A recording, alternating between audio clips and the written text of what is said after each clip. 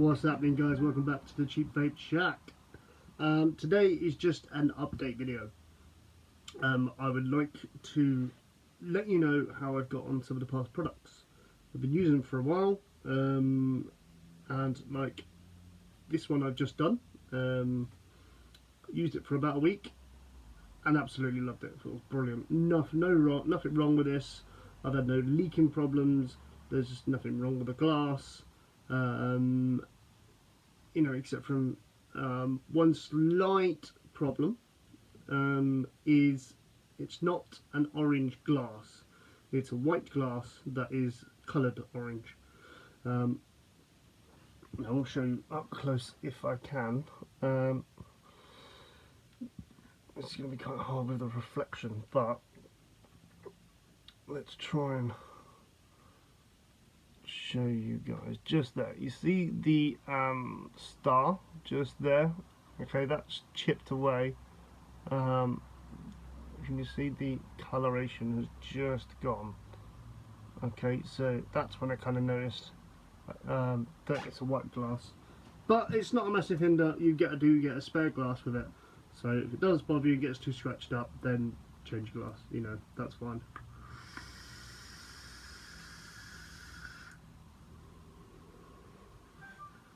But it's brilliant. Can't say enough about that. Couple of little updates. One I hadn't actually done a review on yet is this. It's a tugboat, which I had problems with. The MOSFET in these, which I took out just to show you what it is this part, MOSFET, failed. So whenever you put batteries in, it was hitting constantly, so it was a live circuit constantly. So that was a shame, because they're brilliant bits of kit. It's a little mech that was really good at the time, but that only literally lasted a couple of weeks. It wasn't a lot at all, which I was quite disappointed about, but that's not a massive drama. Other things, I had the Skyhook RDTA in, I believe, what colour did I have that in, guys? Do you remember? Because I can't seem to remember anymore because it's gone back. It went back because it had massive leaking problems. This one hasn't done the same. They sent me out another one and I've tried this one. You get the normal condensation around the top where the clouds are coming out and all the rest of it and whatnot, but this one hasn't leaked. It was leaking out the bottom here, okay, and then I started to know it inside a little bit more in here, and then all of a sudden it kept coming up that it couldn't find the atomizer. No atomizer was there, so I changed my coils, changed everything else, cleaned it out completely, dried it out, redone it. Nothing, no atomizer. Let the company know, and they came up with it's the seals. They know it's an issue, so worth buying. Yeah, brilliant bits of kit, don't get me wrong.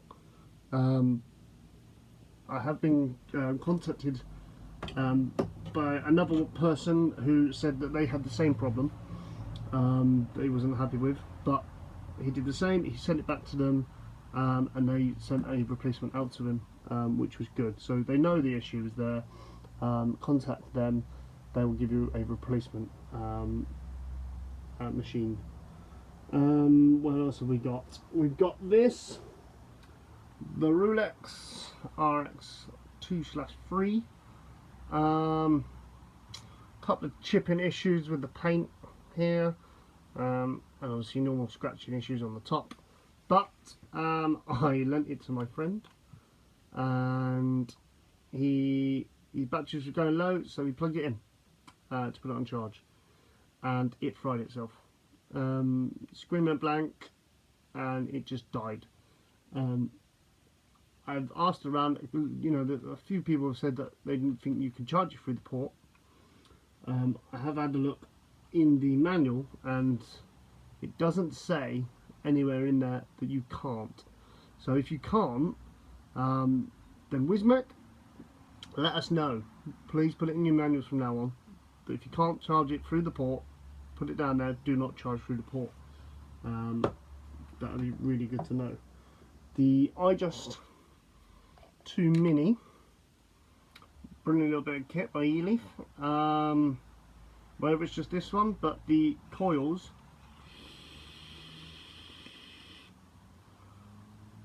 just kind of run out. It does not last long at all. You know, the coils were by an actual shop, so you know, I don't know, I was hitting normal fruit juices through there. The coils were not lasting very long at all. And the last one that I know of, it's this Phoenix by the Council of Vapors. Like I said, you know, on the video, it's an internal ceramic coil that you can't change. That's a shame.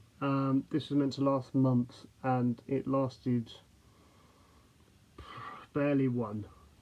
It started to taste really burnt, so I took it apart, stripped it down, cleaned it up, used the brush on it, really nice, cleaned it out, looked really good inside, banged it on, juiced it up, tried it again, and instant horrible tasting. Same again. If you go back to the video, you'll see where I tried to use it at the high wattage. That shouldn't have been enough to kind of damage the coil, apparently, but there is in the pipeline a possibility of them bringing out, you're able to buy the coils, which will be just the inner part, sleeve that you can see here, and the bottom part. If that does, hopefully they're not too dear, but I'm not, you know, whether it was a, same again, just a dud coil or something, I don't know. But yeah, that didn't last very long. But you know, it is what it is. This is why we do this, so we find out, you know, what's good, what's not, and all the rest of it. Everything else so far has been fantastic. This is a little gem that I think is brilliant.